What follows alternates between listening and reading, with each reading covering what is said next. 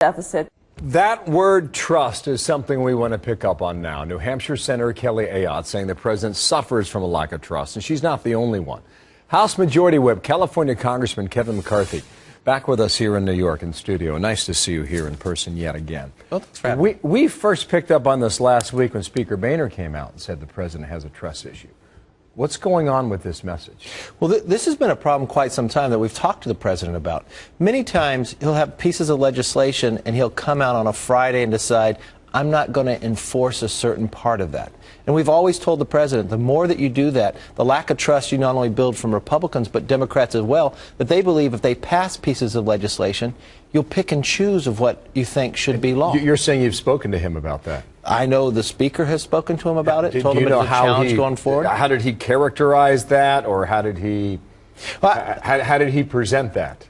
Well, the speaker brought up to him early on that what you're doing with even in health care has effect on immigration, because members believe that if we passed an immigration bill that had a strong border protection, that you would not enforce that, just as pieces you've picked with inside health care. The president was kind of, from the feedback I got, didn't really think that much about that. But that has built. You look at where it grows, even on the Democratic side. I have members who come to me about it. They'll even jokingly say, if we pass a piece of legislation, well, I wonder which part the president will enforce of this one. You talked about Obamacare and executive actions. What we have found, going back to March of 2013, 122 executive orders, not just on Obamacare, but every executive order, apparently, according to the research through the Federal Register and the WhiteHouse.gov. 122 going back to March of 2010. I don't know if that's a presidential record, but that goes to the point that you're making about when you pass laws and you change laws. What does that law then look like? And then what does he say? I have a phone and a pen. He puts a State of the Union that says, I'm going to go around you.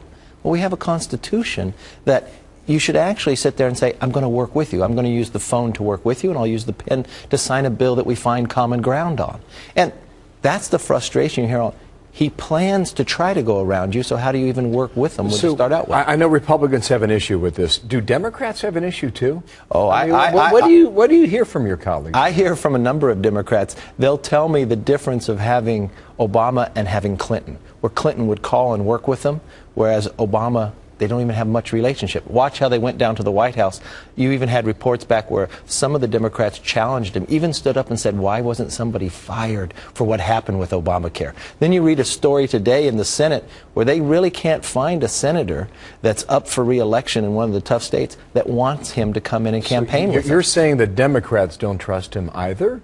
I get a lot of feedback. How many Democrats? Well, I think enough to stop a bill when you look within the Senate, because look what Harry Reid is doing. We have more than 160 bills that have passed the House that Harry Reid won't even bring up, because he doesn't want to put his Democrats that are in these red states up on a vote within a challenge, because they won't vote with him. Chuck Schumer, Democrat here in New York, suggested over the weekend, apparently, go ahead and pass the laws and make sure they don't go into effect until 2017.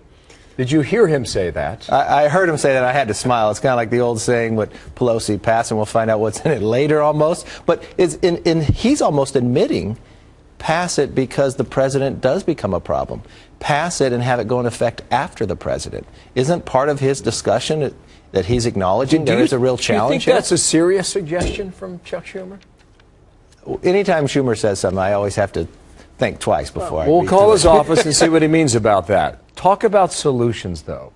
If you're feeling that you're in a situation where you cannot trust the president, a man who has 3 years left in office, and if you're arguing that the Democrats, perhaps moderate Democrats up for re-election next November, have a similar issue, what's the solution ultimately then?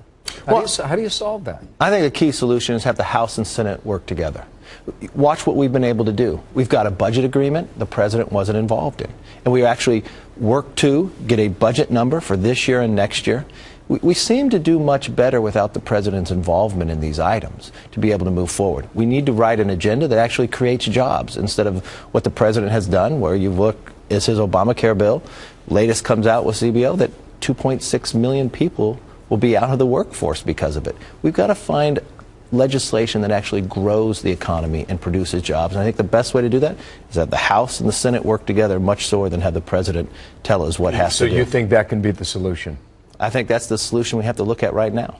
Kevin McCarthy, nice to see you. Thanks for having me. Enjoy your time here in New York. It's beautiful this time of year out there. Well, even though the snow is a complaint, we could use some in California. I bet you could. As a California guy, I'm sure you can. Thank you. It's good to see you again. Thanks for having me. All right.